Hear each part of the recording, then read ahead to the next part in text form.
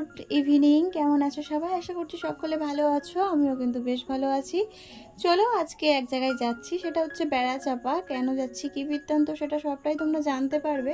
তো দেখো, এদিকে ভীষণ ধরনের বৃষ্টি হয়ে গেছে আর রাস্তায় কিন্তু জলও জমে গেছে। আর আমি ভিডিও করছি দেখে রাস্তার ধারে কটা মেয়ে ছিল, সে বলছে দেখো ভিডিও করতে করতে যাচ্ছে। আর দেখেছো এই রাস্তাটা যেহেতু মাটি কাটা হয়েছে পাইপ বসানোর জন্য, ওই জন্য যে জায়গাটা মাটি খোঁড়া হয়েছিল সেই জায়গাগুলো কিন্তু জল জমে আছে। গিয়ে কি কিনলাম না কিনলাম কিছুই তোমাদের সাথে শেয়ার করতে পারিনি। আর আজ হচ্ছে বৃহস্পতিবার, আর এখন ঘড়ির কাঁটায় বাজে প্রায় 8টা মতো। তো এখন আমি পুজো দিতে বসেছি। বাড়িতে এসেছি প্রায় সন্ধ্যা হয়ে গেছিলো, আর কিছু জিনিস কেনাকাটা ছিল, সেগুলো টুকটাক কিছু করেছি আর কিছু বাকি আছে। তারপর বাড়িতে এসে নতুন রান্নাঘরে পুজো না দিয়ে কি আর রান্না করে খাওয়া যায় বলো? ওই জন্য এসে একটু পায়েস বানিয়ে নিলাম। তারপরে সেই পায়েসটা নিয়ে একটু ফল টল দিয়ে মা লক্ষ্মীর পুজো করছি। আর তোমাদের দাদা ভাই একটু ভিডিও করে দিচ্ছিল। আর আগের দিন তোমাদের বললাম যে দিদিদের বাড়ি গেছিলাম, তাই দিদিদের বাড়ির থেকে এই আসনগুলো বানিয়ে নিয়ে এসেছি।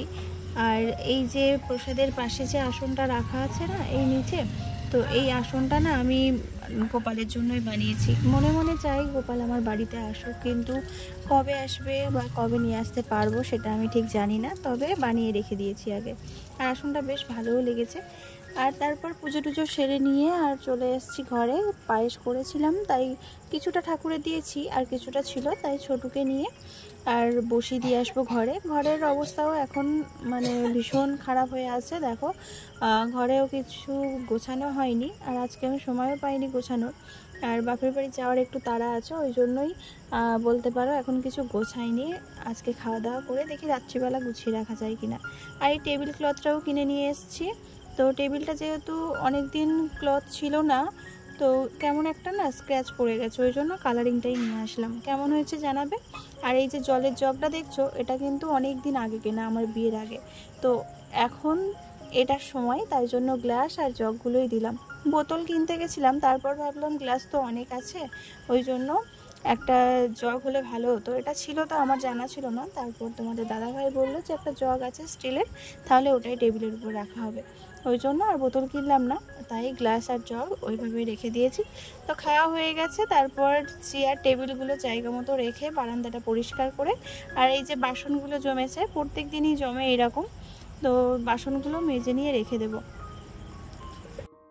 বাড়ির গুরুজনদের কাছে শুনেছি যে রান্নাঘরে এরকম এঁটো বাসন রাখতে নেই, রাখলে নাকি নেগেটিভ এনার্জি ছড়ায়। তো ওই জন্যই আমি চেষ্টা করি যখনই সময় পাই যাতে এই রান্নাঘরটাকে আমার পরিষ্কার রাখার। ঘর বাড়িতে যেমনই হোক, রান্নার জায়গাটা যদি একটু পরিষ্কার রাখা যায় তাহলে দেখবে সকালবেলা উঠে সেই যে চাপটা থাকে সেই চাপটা আর থাকে না, আর মনটাও কিন্তু খুব ভালো থাকে। আর এটা আমি অনেকবার হাতে নাতে পেয়েছি। তো রান্নাঘরটা ওই জন্য আমি পরিষ্কার করে রাখারই চেষ্টা করি।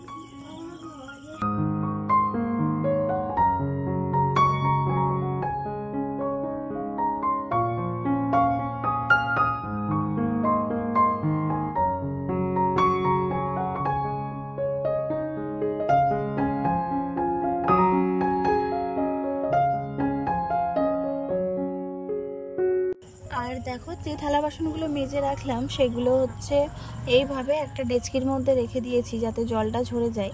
আর জল ঝরিয়ে রাখলে না জিনিসপত্র জংও পড়ে না, আর বেশ ভালো থাকে।